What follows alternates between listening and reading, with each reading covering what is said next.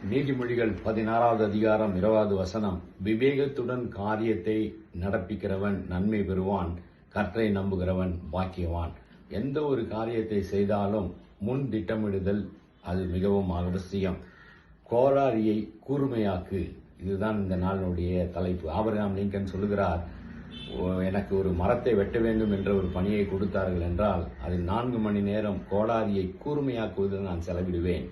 அப்படி செலவிட்டால் அதை சர்வசாதாரணமாக 2 மணி நேரத்தில் வெட்டி வீழ்த்து விடலாம். ஆகவே திட்டமிடுதல் அவசியம். பிரசங்கி கூட அதுதான் சொல்லுகிறான், கோடாரியை கூர்மையாக்கு. நம்முடைய தமிழகத்தில் அறிஞர் அண்ணா என்று சொல்லக்கூடிய பெரிய மாபெரும் தலைவர் கூட புத்தியை தீட்டு என்று தான் சொல்லுகிறார். ஆகவே எந்த ஒரு காரியத்தை செய்தாலும் திட்டமிடுதல், அதை எல்லா காரியங்களும் நம்ம அலட்சி ஆராய்ந்து ஜெபித்து கர்த்தரிடத்தில் காரியத்தை ஒப்புவீங்கள். கர்த்தர் வெற்றியை தருவார்.